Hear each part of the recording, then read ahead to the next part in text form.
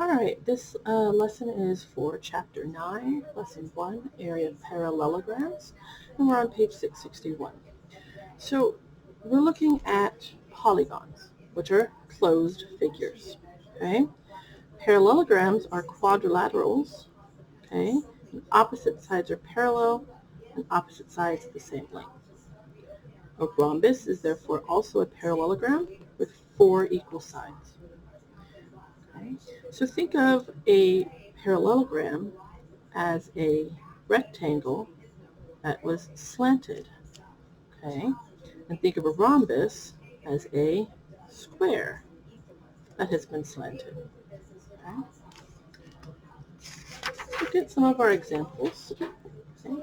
I want you to take and pay attention to our area formula for a parallelogram, which is base times height. The base is either the top or the bottom. The height goes from one of the corners straight down to create a 90-degree angle. Okay, and there are some definitions there and shows you what they are. When we look at this example here, area equals base times height. The base, how do we figure this out?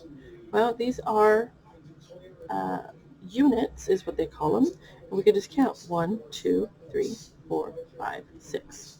So there's your base, okay, and your height, 1, 2, 3, 4, 5, 6, 7, 8. You multiply that and you get 48, and your units are squared because we're working on 2 dimensions, base and height. So let's look at some example problems. We need to find the area of these 2 figures. So for A, let's count our distance from here across to here, right? So we've got 1, 2, 3, 4, 5, 6. So the base equals 6. And then the height is going to go from the top to the bottom. 1, 2, 3. Height equals 3. So our area equals base times height, which is 6 times 3, which is 18 units squared. For letter B, we have a base of 4 and a height of 16. So area equals base times height. So that's 4 times 16, which is the same as, I don't know that off the top of my head, so I'm going to multiply it out up in some space. 24, and then 4 plus 2 is 6, so that's 64.